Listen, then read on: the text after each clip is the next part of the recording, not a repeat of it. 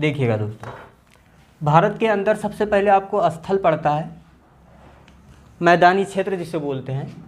तो भारत के अंदर हम सबसे पहले मैदानी क्षेत्र भी है, मैदान भी है, मैदानी क्षेत्र।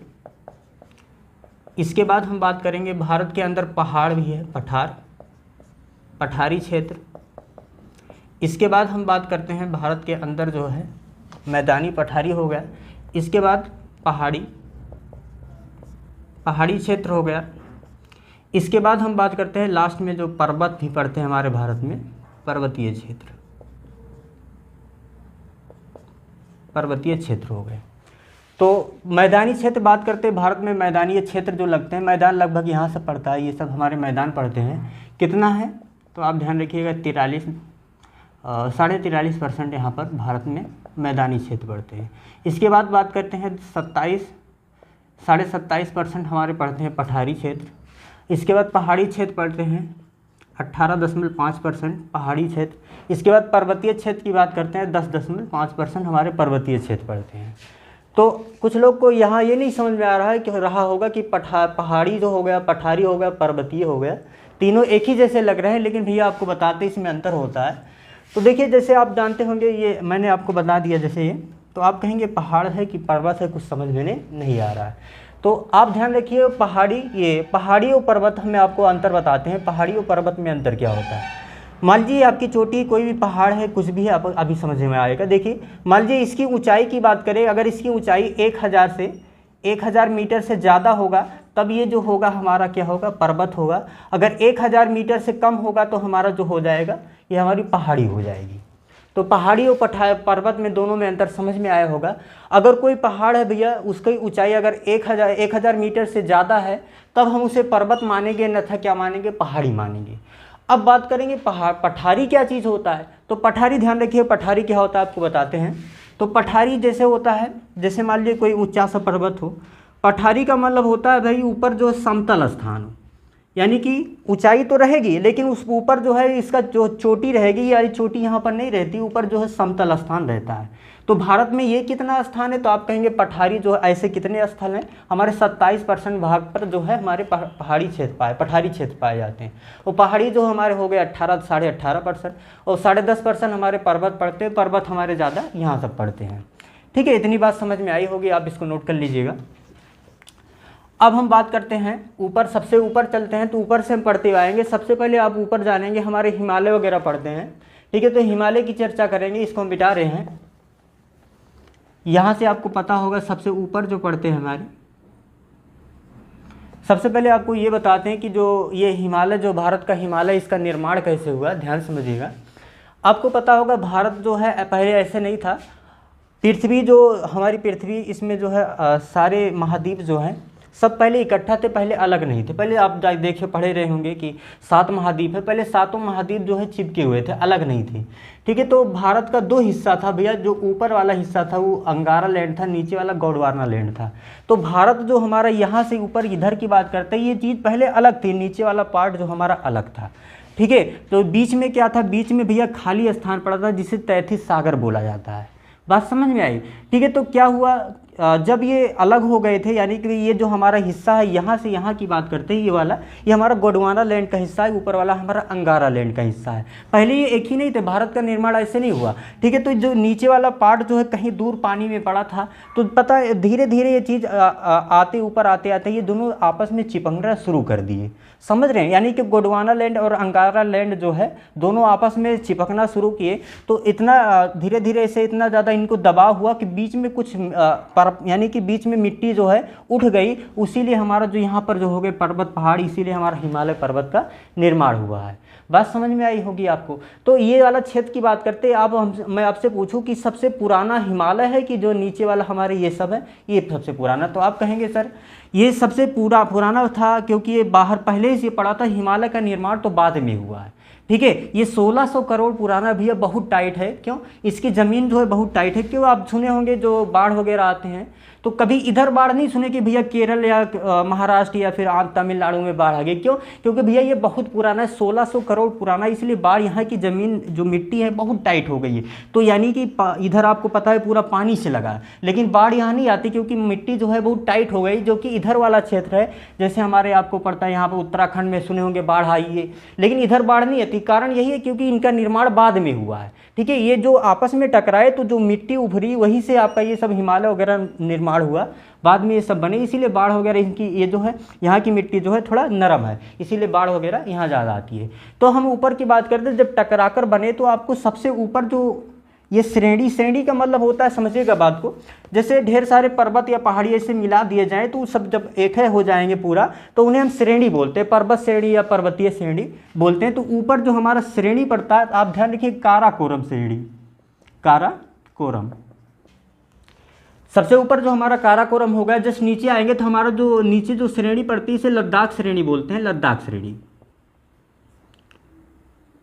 इसके बाद हमारा जास्कर श्रेणी हो गया, जास्कर श्रेणी। तो ये तीनों जो श्रेणी मिलकर इनको बोला जाता है ट्रांस हिमालय। हिमालय की बात नहीं कर रहे, हिमालय जस्ट नीचे, ये ट्रांस हिमालय बोला जाता है, जो कि पीओके क्षेत्र में आता है। ये भारत का जो आगे है, ये पीछे वाले की बात कर रहे हैं, इसी तीनों को बोला जाता है ट्रांस हिमालय, ट्रांस हिमालय। अब बात करते हैं हिमालय की। हिमालय भैया ये इसके जस्ट नीचे से यहाँ पर हमारा जो श्रेणी पड़ती है, जो अरुणाचल प्रदेश वगैरह में होकर गई है, इसे बोला जाता है महान हिमालय, महान हिमालय। इसके बाद नीचे वाली जो इसके जस्ट नीचे भी एक श्रेणी पड़ती है, जिसे बोला जाता है मध्य हिमालय, या इसे लघु हिमालय भी बोला जाता है। इसके जस्ट नीचे आएंगे तो नीचे भी हमारी एक श्रेणी, सबसे नीचे जो है श्रेणी पड़ती है वो हमारी पड़ती है शिवालिक। अब इन तीनों श्रेणी को मिलाकर बोल दिया जाता है भैया हिमालय। क्या बोला गया? हिमालय बोला गया।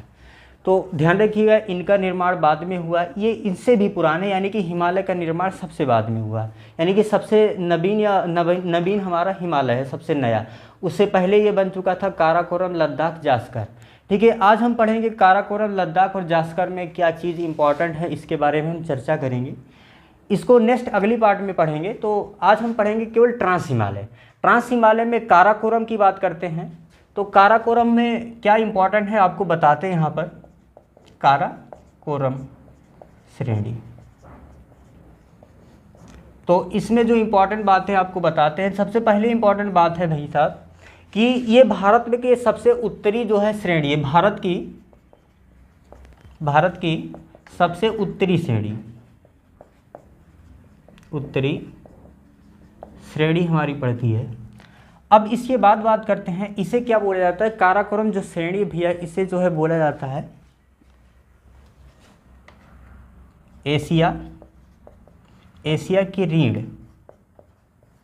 या रीढ़ को मेरुदंड भी बोलते हैं, तो साइंस में आप जानते होंगे। ठीक है, इसके बाद यहाँ पर बात करते हैं, यहाँ पर हमारा पड़ता है केटू पर्वत, सबसे इंपॉर्टेंट हमारा जो हो गया केटू पर्वत, जिसे गॉडविन ऑस्टिन नाम से आप जानते होंगे। केटू पर्वत गॉडविन ऑस्टिन बोला जाता है, सबसे इंपॉर्टेंट हमारे लिए यही हो गया। केटू बोलो या गॉडविन ऑस्टिन एक ही बात होती है। अब इसकी खास क्या बात है, इसे ध्यान रखिए। इसकी जो ऊंचाई है 11 किलोमीटर इसकी ऊंचाई। इसमें खास क्या बात है, भारत की सबसे ऊंची चोटी की बात करेंगे तो आप बताएंगे केटू यानी कि गॉडविन ऑस्टिन भारत की सबसे ऊंची चोटी है। तो आप कहेंगे अभी तक हम जानते थे भारत की सबसे ऊंची चोटी जो है ये कंचनजंगा है, तो कंचनजंगा ऐसे नहीं होता। जैसे मान लीजिए भारत की सबसे ऊंची चोटी आपसे पूछे तो आप बताएं गॉडविन ऑस्टिन अर्थात केटू बोलेंगे, लेकिन ऐसे पूछे हिमालय में भारत की सबसे ऊंची चोटी, तब भैया आप कंचनजंगा बताइएगा। बात समझ रहे हैं? यानी कि ये जो हमारा जो ये वाला क्षेत्र काराकोरम, ये हिमालय का भाग, ये ट्रांस हिमालय है, लेकिन हिमालय की सबसे ऊंची चोटी की बात करें, यहाँ सिक्किम में हमारा जो पड़ता है ये कंचनजंगा, उसकी बात करेंगे। तो अगले पार्ट में हम इसको बारे सारी चीज़ बताएंगे, हमारे जो माउंट एवरेस्ट हो गया सबकी चर्चा करेंगे। तो ये केटू की बात करें, भारत की सबसे ऊंची चोटी, सबसे ऊंची चोटी हो गई। अब विश्व की बात करते हैं। विश्व में जो है विश्व की दूसरी सबसे ऊंची चोटी है, दूसरी सबसे ऊंची चोटी, सबसे ऊंची चोटी हो गई। दूसरी सबसे ऊंची जो हमारी K2 पड़ती है। इसके बाद यहाँ पर हमारा पड़ता है सियाचिन ग्लेशियर। ग्लेशियर का मतलब होता है एक पर्वत होते हैं जिस पर जो है बर्फ़ वगैरह जमी रहती है, जिस पर हमारे नदी वगैरह निकलते हैं, उसे ग्लेशियर बोला जाता है। इसे हिमनद भी बोलते हैं। तो यहाँ पर पड़ता है, यानी कि काराकोरम में सियाचिन ग्लेशियर भी पड़ता है, ग्लेशियर पड़ता है। अब सियाचिन ग्लेशियर की बात करें, क्वेश्चन बनेगा कि सियाचिन ग्लेशियर किस श्रेणी में पड़ता था, आप बताइए काराकोरम श्रेणी में। यहाँ की बात करते हैं, यहाँ पर आपका जो है नुब्रा नदी निकलती है, नुब्रा नदी। और सियाचिन यहीं पर स्थल भी है, युद्ध स्थल, सियाचिन युद्ध स्थल, यानी कि इस युद्ध स्थल की बात करते हैं। भारत की क्या, विश्व की सबसे ऊंचा युद्ध स्थल, युद्ध स्थल का मतलब लड़ाई करने वाला स्थान, सियाचिन युद्ध स्थल भारत में पड़ता है। किस श्रेणी में, काराकोरम श्रेणी में। विश्व का सबसे ऊंचा जो है युद्ध स्थल है, इस बात को आप ध्यान रखिएगा। तो काराकोरम श्रेणी में हमारा जो है इतने इंपॉर्टेंट बात हो गए। अब हम बात करते हैं लद्दाख श्रेणी की। तो आप इसको नोट कर लीजिए, इसको हम मिटाते हैं। अब लद्दाख श्रेणी में बात करते हैं, इसमें इंपॉर्टेंट क्या क्या बातें हो गई हमारी।